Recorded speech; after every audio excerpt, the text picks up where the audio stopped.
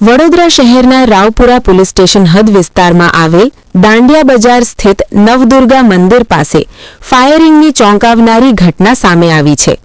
મળતી માહિતી મુજબ મનીષાબેન કહાર ઉપર અજાણ્યા શખ્સો દ્વારા બંદૂક વડે ફાયરિંગ કરવામાં આવ્યું હતું, જેના કારણે સમગ્ર વિસ્તારમાં ભયનો માહોલ સર્જાયો હતો।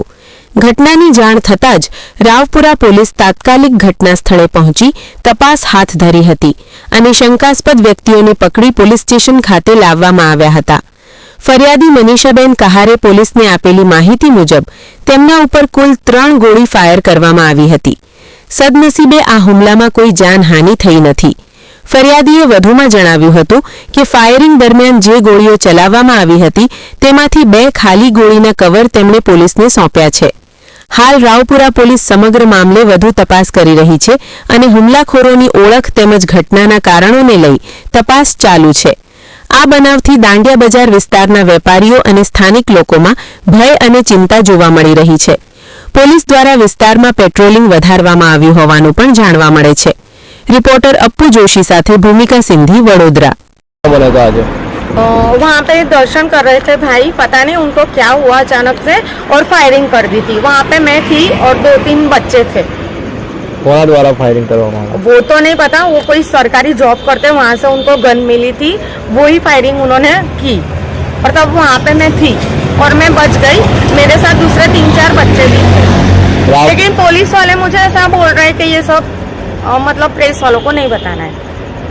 रावपुरा पुलिस स्टेशन ने शू आश्वासन आप कुछ भी नहीं। आप परिचय? मनीषा अल्पेश। कौन सी जगह पे घटना बनी? दांडिया बाजार नवदुर्गा मंदिर के पास।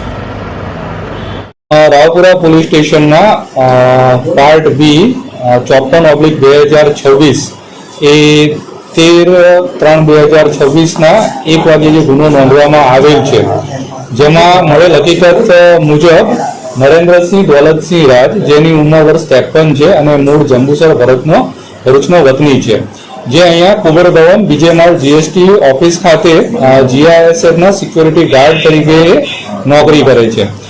મળતી માહિતી મુજબ કે એ ગઈકાલે નાગરવાડા તરફ કંઈક ગયો હતો અને ત્યાંથી પરત આવતા જે દુર્ગા માતાનું મંદિર છે રેલવે ગ્રાઉન્ડની સામે ત્યાં આવી અને એણે પોતાની જે US 107B એક નાળચાવાળી જે બંદૂક હતી તેનાથી એણે એક રાઉન્ડ ફાયર કરેલ હતું અને બીજો રાઉન્ડ ફાયર કરવા મિસ થયેલ હતો।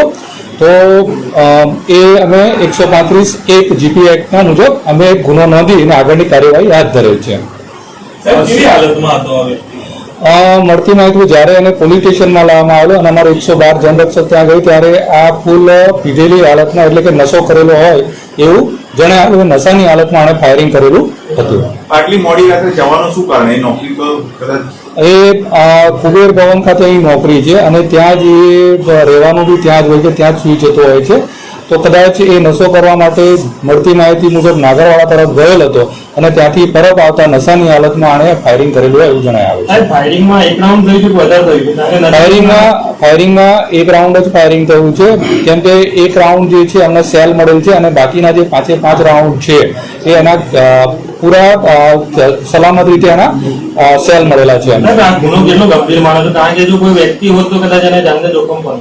હા, જે 12 જે બંદૂક હોય છે કે જે એક નાળચાવાળી જો નજીકથી કોઈ પણ વ્યક્તિ પર ફાયરિંગ કરવામાં આવે તો સીધું એનું જાનનું જોખમ તો રહેલું જ હોય છે। તો આ ગંભીર ઘટના ગણાય। નાગરવાડાની આ ઘટના સ્થળ આખી વિરુદ્ધ દિશા છે, તો ત્યાંથી આ બાજુ કઈ રીતથી આવ્યો? હવે આમાં જે શખ્સ જે આપણી પાસે ફૂલ નશાની હાલતમાં વ્યક્તિ છે, એટલે નશાની હાલતમાં વ્યક્તિ ક્યાંથી કઈ રીતે આવી શકાય એક તપાસનો વિષય છે, તો એક અમે આમાં તપાસ કરીશું। કોઈ અંગત અદાવત હોઈ શકે કંઈ પણ? એવું અત્યાર સુધી કંઈ જાણવામાં આવ્યું નથી, એવી કોઈ ફરિયાદ અમને મળેલ નથી। આપણે શું કબજે કર્યું એની પાસેથી? એની પાસેથી જે બંદૂક જે છે 107 UB એ કબજે કરેલ છે।